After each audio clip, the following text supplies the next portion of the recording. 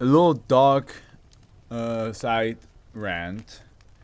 I was watching Cinema Toast Ken today, and he he uploaded a video talking about the developer behind the Yandere Simulator, which was a game I never really like deep dived into. Like I watched like Jack play it occasionally. Like I think was it Jack? No, it was Mark. It was Markiplier. I watched Markiplier play it occasionally, and like I never really had a bit. I was never really a big fan of the game. Like I know the term yandere because of course I watch anime and stuff like that. And there are some yanderes that, like, you know, in visual novels that can be attractive, but like of course yandere for me is like my lowest dere type that I like. But yeah, it looks like the developer behind Yandere Simulator was heavily into trying to date minors, grooming as well, and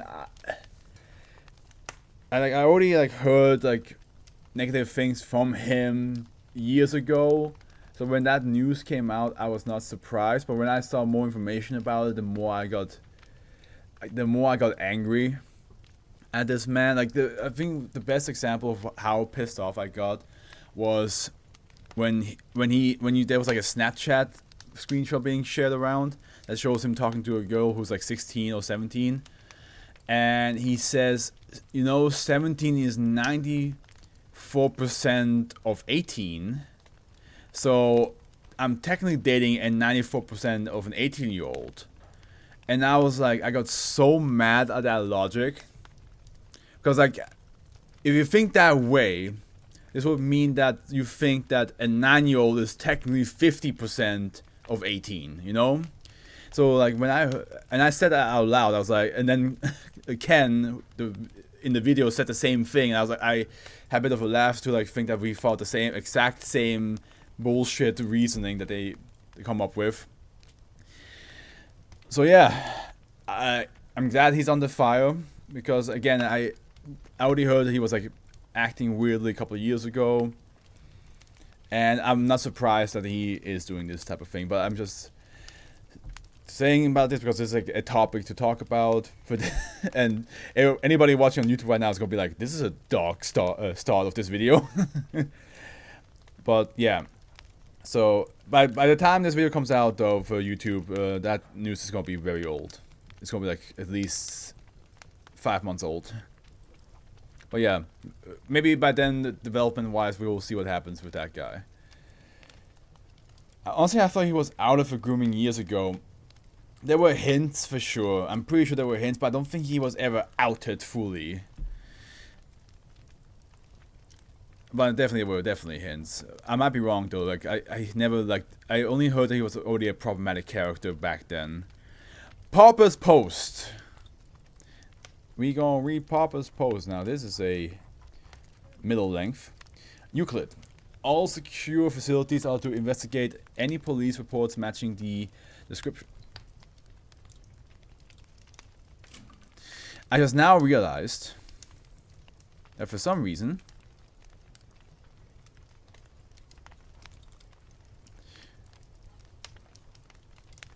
wait a minute. Why is the chat box not showing up?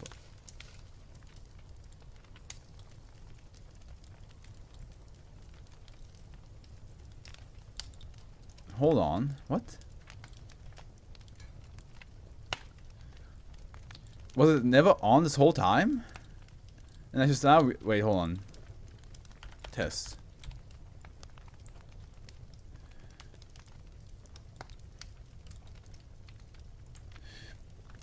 Did I just never... Oh my god.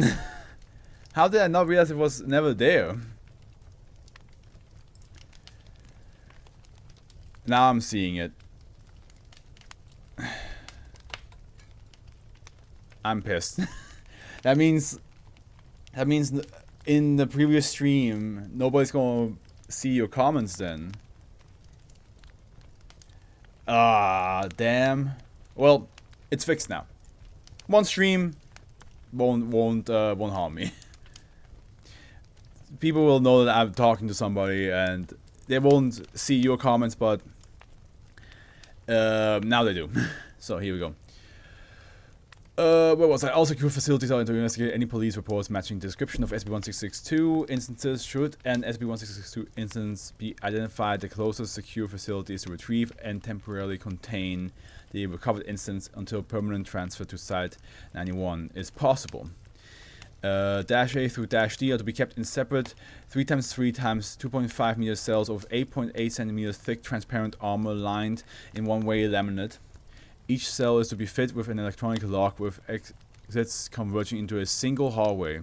This hallway is to be patrolled by 4 armed security guards who are to be rotated every 6 hours.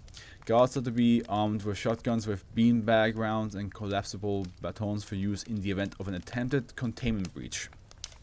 Each instance is to be fitted with a locked metal ring wrapped around the torso to prevent access to compartments, with keys distributed to each on-duty guard. In the event that animal entities or Dash 1 instances are discovered within the compartments of Dash A through Dash D, they are to be disposed of for space preservation. Instances are to receive personnel inspection every 2 weeks for signs of disrepair. Should an instance show damage to the point that locomotion is impossible or complain of any difficulties during the inspection, attempts are to be made to repair any damage sustained by the instances. For the purposes of comfort, each cell has been fitted with 1 bed. Additionally, music may be played for 2 hours as a reward for good behavior or cooperation. Okay, let's see here. What is it? SCP-1662 is a group of an unknown number of entities identifying as Pauper's Post. These entities are autonomous humanoid figures of stainless steel wire mesh, each possessing some form of marking on the body bearing the same name. Instances display signs of sapience and possess the ability to write and understand various languages, which vary based mostly on the region the instance inhabits.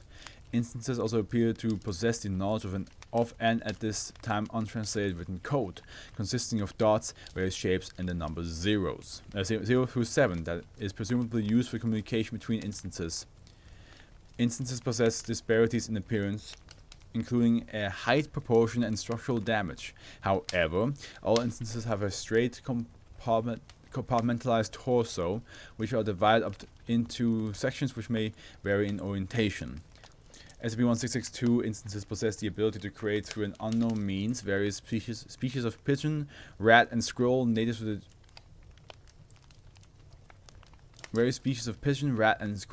the general area it occupies, as well as the ability to command and communicate with these animals through subtle movements and percussive cues. The Snow Whites of entities. These animals have been observed emerging from SCP-1662 compartments, but the method of creation itself has yet to be observed. Despite the behavioral abnormalities, autopsies have revealed no physical anomalies within these animals. You're my baby. SCP-1662 will use these animals to examine an unspecified area for any individuals who meet the criteria for Dash 1. Oh no. The animals are drones. Delivery through the observation of their daily lives. Once an individual has been identified, these animals will imprint upon the individual through an unknown means and will demonstrate the ability to locate an imprinted individual regardless of spatial separation.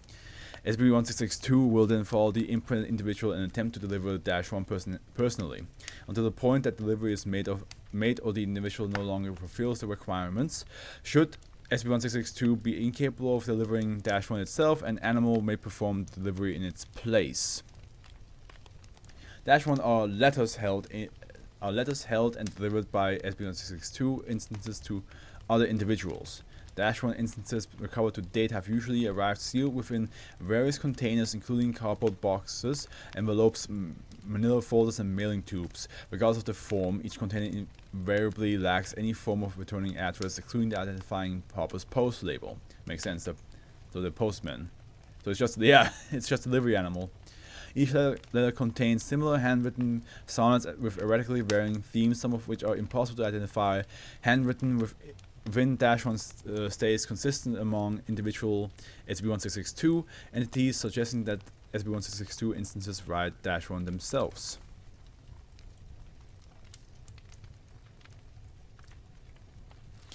I mean, so I'm surprised that -1 are the letters and not the animals. I would have made -1 the animals and -2 the letters. Because I feel like, you know, both of them are part of this SCP, but like individual parts. Delivery of -1 appears to require a specific set of requirements. Firstly, individuals must be both by urban standards homeless and unemployed in order to receive a letter. I'm not sure how I would feel as a homeless person if I just got a letter. Like what? Once an instance of SCP-1662 has identified an individual who meets these prerequisites, the instance will apparently imprint upon the individual until the point that the delivery has been made. Secondly, specific recipients of -1 are the only individuals who will experience an effect, as non-recipients who read the content of -1 do not receive any anomalous side effects despite the subject matter. -1 recipients describe the content as uplifting, with individuals experiencing an increase in optimism for up to 5 weeks following the reading of -1. Additionally, approximately 95% of recipients find employment and housing following 1 month after read SCP-1662. Okay. Hey, that you know. Of course, there's another paragraph and there's a whole bunch of other shit waiting for us. But if that's so far it sounds pretty good. You know, sounds pretty solid. That the fact that you get a mail from an animal and you just read that mail and then you decide to like you know what? I'm gonna get myself a job. I'm gonna get myself a house. But there's one more paragraph right here, so let's see if there's any consequence. And of course, there's instances and interviews. So let's see if there's any consequences, or if this is the only thing. I mean, at the end, yeah, receiving a letter by an animal might still be an odd thing, but maybe there's an SCP that you can technically let it roam a little bit. I mean, if it is Euclid, isn't it? Yeah, it is Euclid, so maybe not. SCP-1662 instances do not appear to dwell within one area for long, instead traveling long distances by foot, private automobile, or public transportation in order to deliver -1. When resting in a specific area, SCP-1662 will typically take refuge at homeless shelters or other areas commonly occupied by the homeless, presumably for the purposes of blending in and identifying new targets. As SCP-1662 instances lack the ability to speak, it is assumed contact with individuals is limited except for the delivery of letters. Instances recovered so far are attired in clothing that is both thick and heavy, using items such as coats, boots, gloves, hats, and faceware to cover exposed areas with extra material, most commonly bandages, concealing leftover parts. At least one piece of clothing per instance is prominently branded with the words Pauper's Post, usually on the back of torso wear in the primary language of the area in which the instance was operating. I mean, that's okay, so the animals are just scouting drones, and then the SCP itself has to go there and give the letter. Instances as of the 5th, 12th, 11th, 4 SCP-1662 instances have been contained, each earning the designation -A through D. So here we have -A, found in, does it work now? Nope, still doesn't work. Blank Egypt, 3rd, 7th, 94th, 1.6 meter tall, 44 centimeters wide torso, known language Arabic, possesses a pool cue and duct tape in place of a left foot. Yeah, I mean, that might be another reason why you can't have them just wander around. If they look like that, maybe not good, maybe, yeah. -B, found in blank Japan, 11th 2nd 1907, 1.9 meters tall, 30 centimeters wide torso, Japanese Mandarin, unable to use its right arm. -C, found in blank United Kingdom, 5th 7th 3rd, 1.83 centimeters tall, 42 centimeter wide torso, English and German, NA.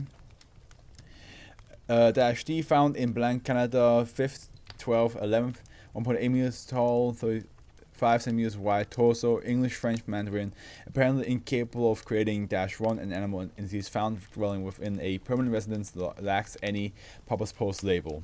Oh, we have the little black sheep of the family. All contained instances of SCP-1662, excluding -D, have been reluctant to communicate, at times with which -A through C have communicated. Each instance has refused to discuss SCP-1662. Any detail any detail that have been revealed have been done so by -D, with significant variation from evidence recovered by the Foundation. Due to this, the reliability of -D's testimony is uncertain. Interview -A. Following a noise complaint, -D was found within an apartment complex in blank, Canada. Following... wait, why did I say following? That was not even... why did I say that? -D was contained and immediately interrogated by Dr. Blank. Due to the nature of SCP-1662, all responses by -D are written in, and all responses have been transcribed as they were written. Okay, here we go. Hey man, what the shit? I didn't do anything. Calm down, please. My name is Dr. Blank, and I'd like to ask you a few questions. No, man, you just pulled me out of my house in the middle of the night, and you want to ask me some questions? I want to ask you some questions. You'll be given the opportunity to ask some questions after you've answered mine. I want to talk to you about the Pauper's Post. At this time, -D paused for approximately 2 minutes. I'm no hippie. Excuse me. I'm not with those crazy beatnik hippies. I'll make a note of that. Can you tell me anything about the organization itself? What organization? That's what the Pauper's Post is it not? -D appears to laugh inaudibly before responding. Boy, that's funny. I think you got the wrong idea, man. Can you elaborate? It's just a bunch of us metal mailmen looking for a purpose. They aren't even organized. Then how do they know what to do? Is it innate? Well, it sort of started like a little club, also the legend goes. Maurice, Dante, and Sebastian saw it all. And then they split up, started writing a bunch of us. Now they just do it themselves, driven by the cars in the same name. And are the 3 names like you? You mean like weird wire dudes? Yes. Yeah, I heard they all look the same though. I don't know what happened with all of us. And you said you weren't with Pauper's Post. No way, man. I've got better things to do than to walk around the world spreading its peace. I've got a job in HBO. A job? I collect scrap. At this time, Dr. Blank takes time to write down all the... So instead, 1 minute into Dr. Blank writing, -D reinitiates conversation. Can I ask my question now? I can't promise I can answer it, but sure. I'm not going home, am I? I'm afraid not. Of course not. You are an anomaly. We can't have you wander around.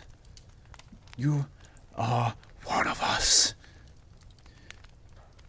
You are... Fuck. There we go. Got my text box back. You are one of us. You will never escape.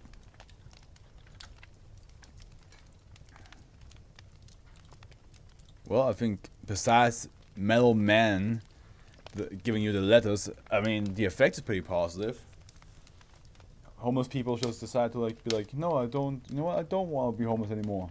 I'll get myself a job and a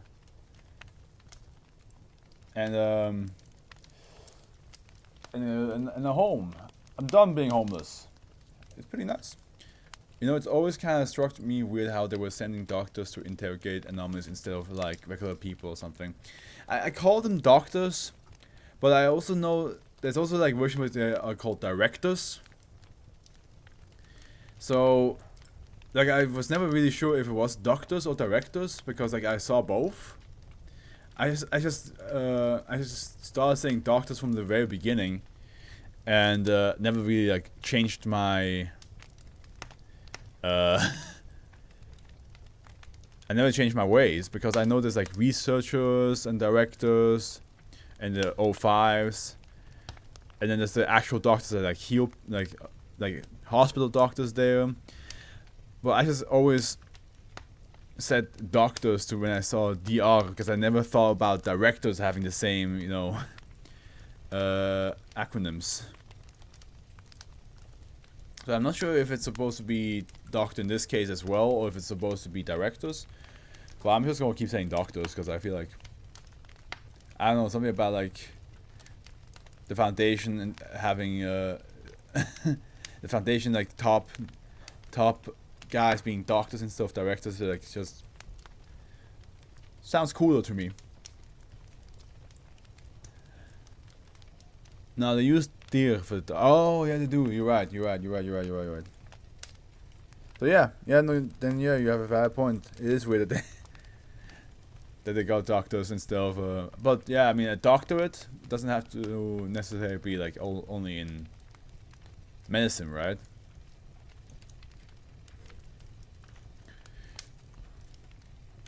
I mean sometimes for the interviews they have agents doing the interviews, right? But yeah, it is most of the time it's like 75% of the time it's the doctors.